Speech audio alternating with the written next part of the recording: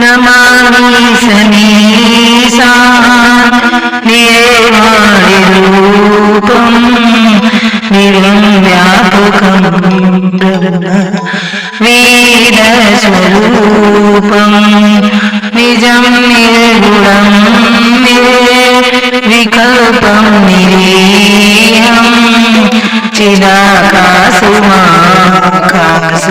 चिदाकाशमाकाशवासं भजेऽहं निराकाररूपं तुरीयं निराज्ञानोऽतीतं मीसं करालं महाकालं कृपालं गुणागारसंसारपारं नतोऽहं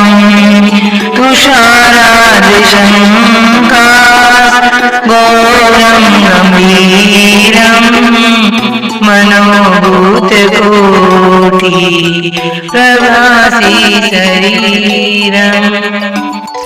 मौलिकल्लो निरीचार्वङ्गा लसद्वालिवालिदो कण्ठे भुजङ्गा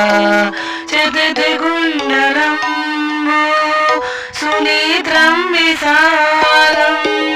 प्रसन्नाननं नीलकण्ठं दयालं मृगाधीशचरे मामरं मुण्डमालं प्रियं शङ्करं सर्वनाथं भजामि प्रचण्डं प्रकीर्ष्टं प्रगल्भं परीशम् अखण्डं अजं भानुकोटिप्रकाशं त्रयशूलनेत्रमूलनं शूलपाणिं भजेऽहं भवानी पतिभावगम्यं